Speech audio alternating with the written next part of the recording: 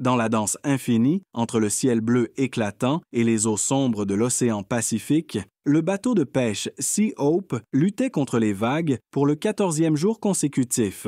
Le capitaine Mark Jensen, descendant de marins danois, avec des cheveux argentés et des yeux bleus tempête, se tenait silencieux à la barre.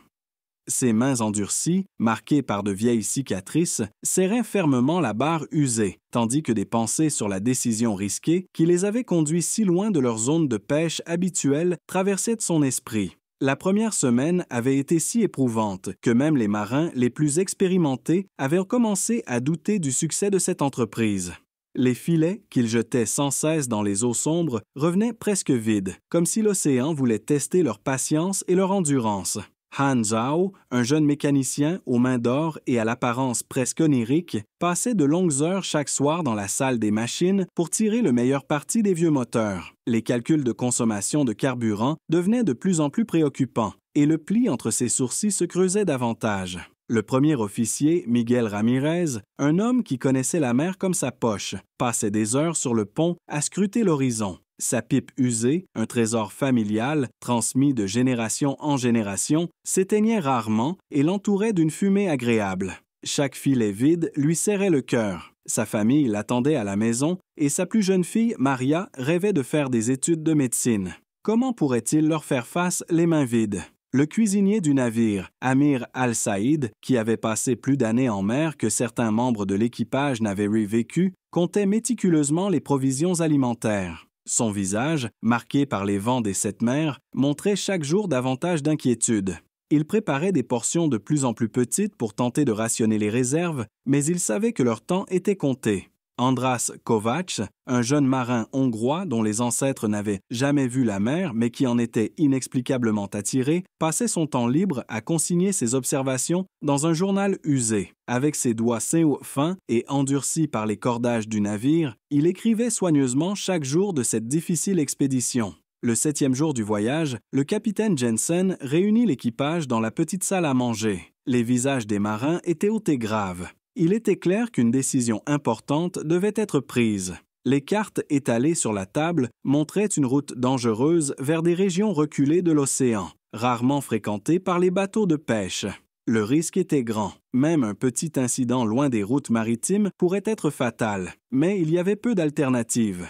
Amir posa les dernières tasses de café fort devant l'équipage et hocha la tête. « C'est de la folie, capitaine. L'océan là-bas ne pardonne aucune erreur. » Mais sa voix trahissait aussi une certaine compréhension. Il n'y avait vraiment pas d'autre choix. Les réservoirs de carburant étaient à moitié vides. Les provisions alimentaires s'amenuisaient, et rentrer avec une cale vide signifiait non seulement la ruine financière, mais aussi la perte de la licence de pêche. Erik Svensson, un Norvégien taciturne à la barbe rousse qui travaillait comme navigateur, traça un nouvel itinéraire. Ses doigts glissèrent avec assurance sur la carte, marquant les zones dangereuses et les éventuels refuges en cas de tempête. D'après son expérience, cette période de l'année était propice à leurs tentatives risquées. La saison des typhons n'avait pas encore commencé et les courants devraient les aider à économiser du carburant. Le 9e jour, le matin commença comme d'habitude avec une lumière grise et une brume salée sur le pont. Personne ne pouvait deviner que ce jour-là marquerait un tournant dans leur destin. À midi, le vigie Jamal Hassan, dont les yeux d'aigle étaient légendaires parmi les pêcheurs, remarqua des turbulences inhabituelles à la surface de l'eau. En quelques minutes, tout le monde à bord comprit qu'ils étaient tombés sur un immense banc de thon. Le premier jet des filets fut presque catastrophique. Les treuils gémirent et craquèrent sous le poids de la prise, menaçant de céder. Ran Zhao, qui descendit dans la salle des machines, surveilla personnellement le fonctionnement de chaque mécanisme. Tandis que l'équipage au-dessus luttait avec une prise sans précédent, ses mains volaient sur les commandes, ajustant le débit d'huile et le refroidissement. Le pont se transforma rapidement en une mer argentée de poissons frétillants. Ramirez dirigeait le chargement d'une voix tonitruante, couvrant le grondement des vagues et les cris soudains des mouettes.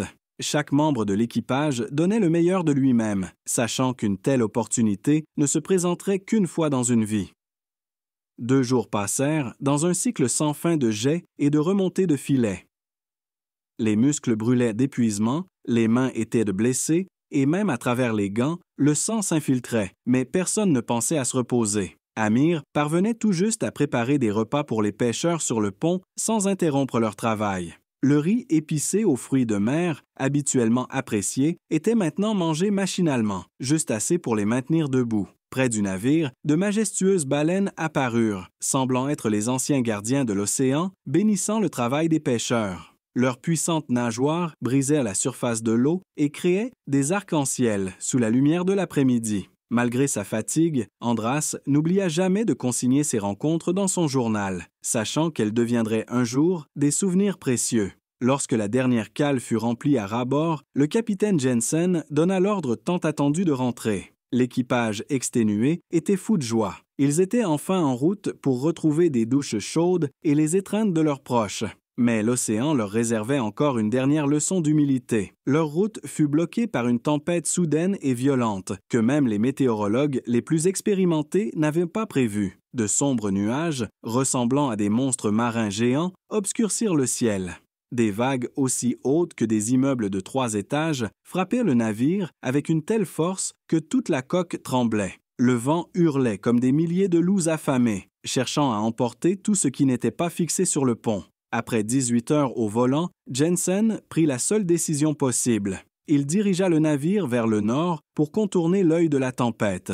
Cela signifiait un jour de voyage supplémentaire, mais toute tentative de traverser la tempête aurait pu leur coûter la vie. Erik Svensson, un homme pâle mais calme, corrigeait constamment la trajectoire et calculait la dérive du navire sous l'effet du vent furieux. Les réserves d'eau douce s'épuisaient, mais la nature vint à leur secours. Pendant la tempête, ils réussirent à récolter plusieurs barils d'eau de pluie. L'équipage rationnait chaque goutte et rêvait de retrouver la terre ferme. Dans de rares moments de calme, les marins se réunissaient au milieu du chaos pour se distraire avec des jeux de cartes et de dés, mais leurs pensées restaient constamment fixées sur la côte. Quand la tempête s'apaisa enfin, le Sea Hope poursuivit inlassablement son voyage de retour. Chaque kilomètre était une lutte acharnée. L'épuisement de l'équipage atteignait son paroxysme. Les réserves de carburant étaient presque épuisées et les moteurs ne fonctionnaient qu'avec difficulté. Ranjao vivait pratiquement dans la salle des machines, surveillant chaque composant personnellement. Finalement, une fine ligne de terre apparut à l'horizon. Les marins fatigués se réjouissaient à l'idée de revoir leurs proches lorsque Andras, de quart, remarqua un mouvement inhabituel dans l'eau. En y regardant de plus près, il vit un dauphin, mais ses mouvements étaient étranges, comme si l'animal magnifique luttait désespérément contre un ennemi invisible. À travers ses jumelles, il figea son regard. La queue du dauphin était prisonnière d'un lourd filet de pêche, et chaque mouvement resserrait davantage les mailles. Le dauphin, visiblement épuisé, restait à la traîne de son groupe. Ses mouvements devenaient de plus en plus lents, un signe évident que ses forces l'abandonnaient. Lorsque le capitaine Jensen entendit le rapport d'Andras, il n'hésita pas. Malgré l'épuisement de l'équipage et la proximité tant attendue de la côte, il ordonna de faire demi-tour. Tous à bord savaient que cela signifiait un retard supplémentaire, mais personne ne protesta. Selon les lois non écrites des marins, il était de leur devoir de venir en aide à ceux qui en avaient moins besoin, qu'il s'agisse d'humains ou d'animaux. L'approche du dauphin en détresse prit près d'1 heure. Les vagues et les courants rendirent la tâche difficile, mais l'équipage expérimenté suivit les instructions du capitaine avec discipline. Après plusieurs tentatives, ils parvinrent finalement à hisser l'animal épuisé à bord avec leur propre filet.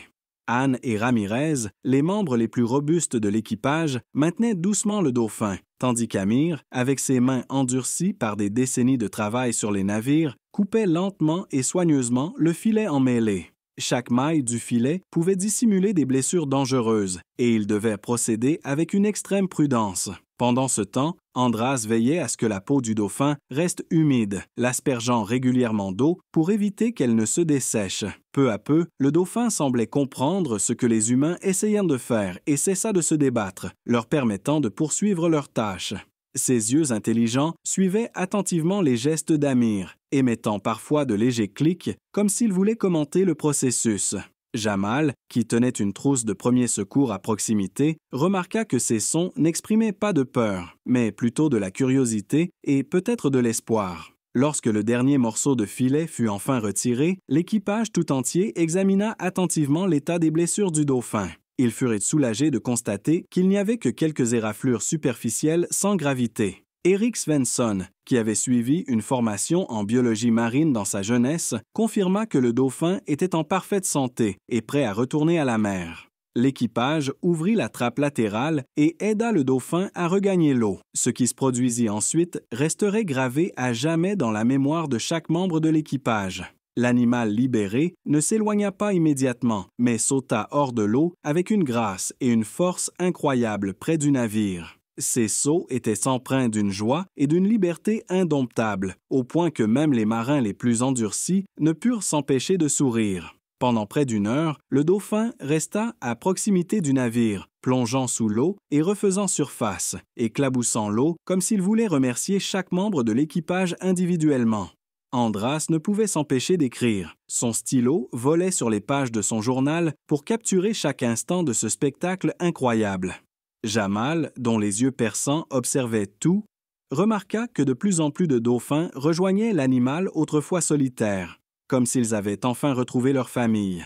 Lorsque les dauphins disparurent enfin dans les profondeurs, le soleil couchant teintait l'océan de reflets dorés. L'équipage épuisé du Sea Hope comprit qu'il avait été témoin de quelque chose de vraiment exceptionnel. Erik Svensson cita doucement un vieux proverbe norvégien qui disait que la bonté envers la mer revenait toujours au centuple. À cet instant, chacun d'eux se sentit non seulement comme un pêcheur chanceux avec une bonne prise, mais aussi comme une part d'un tout plus grand. L'immensité infinie de l'océan où la compassion humaine pouvait accomplir des miracles. Et tandis que le Sea Hope poursuivait lentement sa route vers la côte, les derniers rayons du soleil couchant peignaient la mer d'une teinte violette, comme si la nature voulait saluer ceux qui avaient prouvé que leur cœur avait de la place non seulement pour le travail acharné, mais aussi pour une véritable amitié.